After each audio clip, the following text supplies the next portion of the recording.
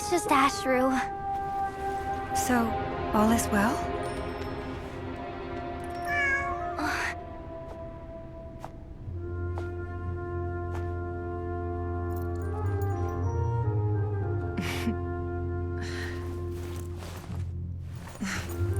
Typically speaking, at this point, the world disintegrates. Then we find ourselves back in the outside world. Besides, these are my memories. There's nothing to fear. You're sure? Of course. It's almost over.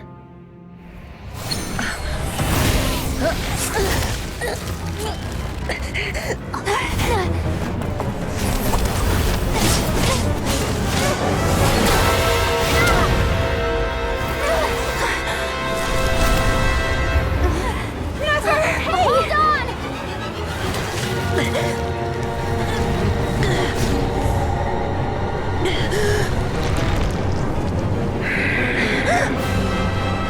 Knowing too much is always a death sentence. Speak for yourself.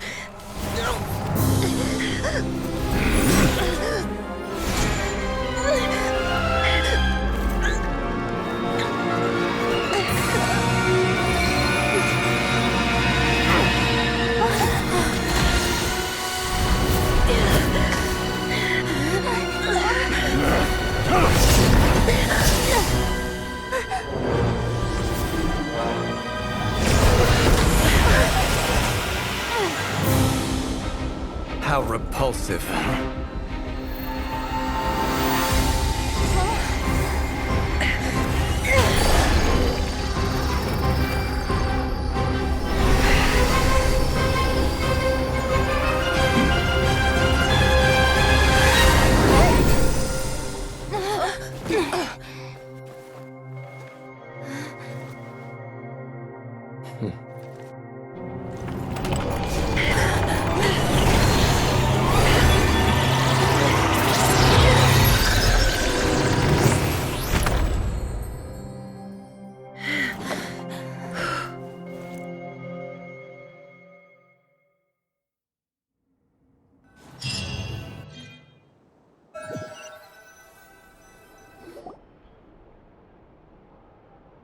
Timed that pretty well, didn't I?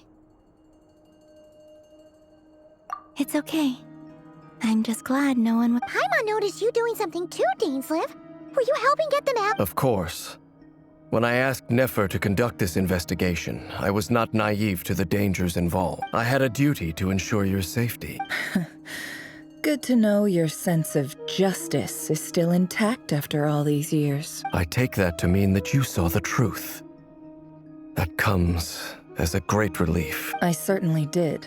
And thanks to your help, I also managed to trap Rerir inside the chess set. Whoa, really? How'd you manage that? Well, to be honest, I sensed that something was wrong long before we made it to the temple. By using this fragment to probe into Rerir's past, well, the monster formerly known as Rerir. It seems I alerted him.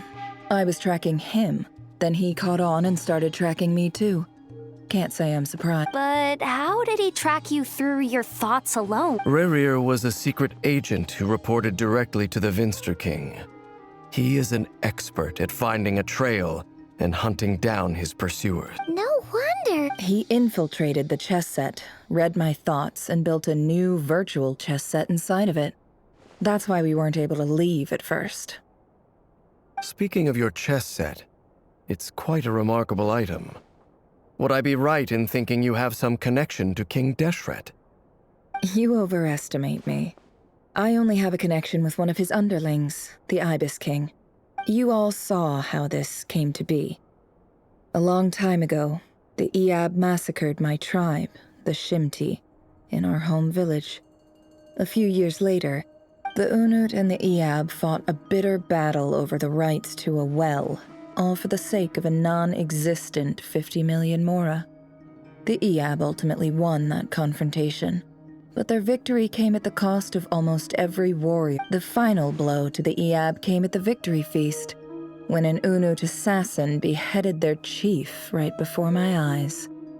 The remaining Iab fled, and have been scattered to the winds ever since. Having gotten my revenge, I returned to my hometown, where to my surprise, the nearby temple was still standing. There it was, seemingly immune to the relentless hostility of the desert. Well, as I stood there gazing at the temple, I noticed a cat just outside. This cat, as it turned out, was home to the spirit of the Ibis King. He led me to a gate deep inside the temple. This chess set is my gift from the Ibis King.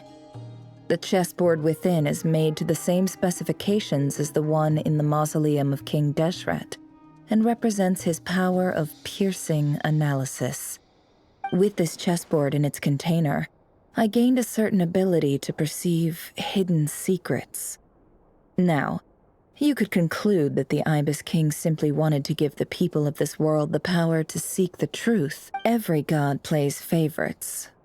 Their hearts are as fickle as any human's, full of secrets, perversions, egotistical tendencies. But precious few gods are willing to admit that.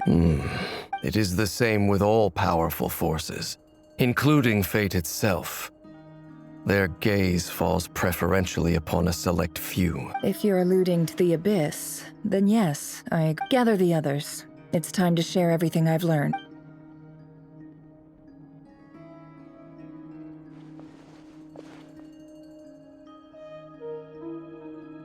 Thank you all for being here. As promised, I did some further investigating into the rerir of Solnari's background.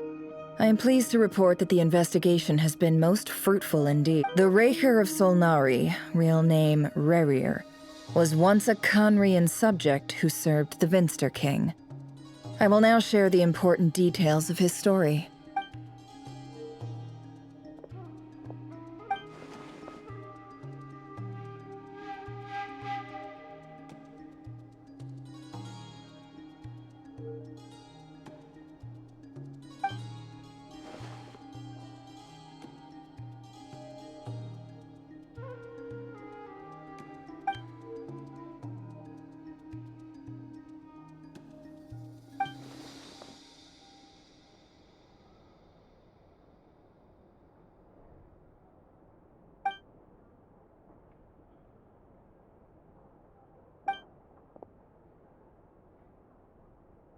So that's why he's so obsessed with the moon. A tragic tale, to be sure.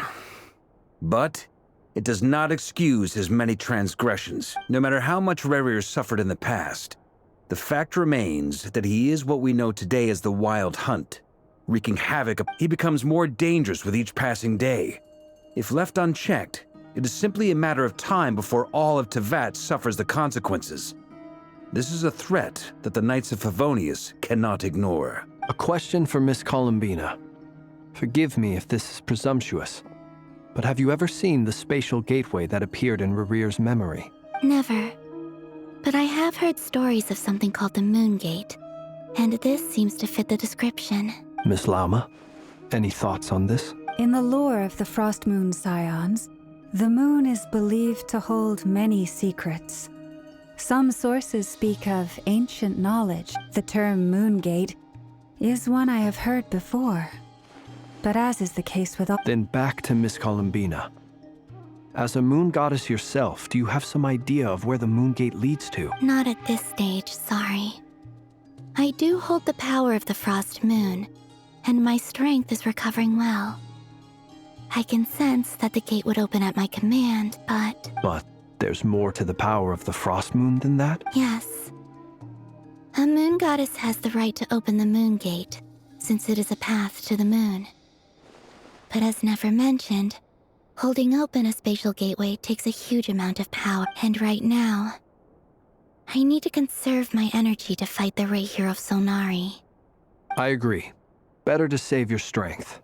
But if you'll humor me for a moment, I have a bold conjecture of my own regarding the world beyond the gateway. I highly suspect that neither Tholindis nor Rerir made it through unscathed. The evidence pointing to this is the fact that the rerir of Solnari exists in the form of countless fragments. With the abyssal power he wields, no ordinary foe can touch him, let alone tear him to shreds. And yet, The Wild Hunt proliferates wherever his scattered fragments lie. So your theory is that rerir was physically torn to shreds by some powerful force? Hence, why the Wild Hunt is a distributed phenomenon. Makes sense to me. Explains why the Wild Hunt is so pervasive, and why he's been trying to piece himself back together. Without the power of the Abyss on his side, he almost certainly would have perished the moment he was torn apart. But the Abyss? I could not agree more. The power of the Abyss is most surely a curse. It is a compelling explanation, and one that accords with my present understanding of Abyss creatures. Whether the life form in question is primitive or advanced, this raises some interesting questions. I will run some experiments and see if there is any validity to my suspicion. That being said, regardless of whether my research bears fruit, I would like to thank Miss Nefer for conducting such a thorough investigation. My pleasure, Mr. Albedo. I too hope that the information I have shared today proves useful as— Hey! What is it, Dainsleif? You look really upset! It's just... when I think of the man I once knew as Rerir, I struggle to understand why things had to turn out like this. The two of you used to be friends, didn't you? I don't know if these words will bring any— Mine too. We could never know all the hows and whys of the way things are. The moon— Those are the first comforting words I've heard in a long time. Well, I think this is a good place to end today's meeting. I'm sure Nefer needs some time to recover. That's very thoughtful of you, Lama. Of course. Sounds good to me. Take some time to rest and digest before we reconvene to nail down a plan.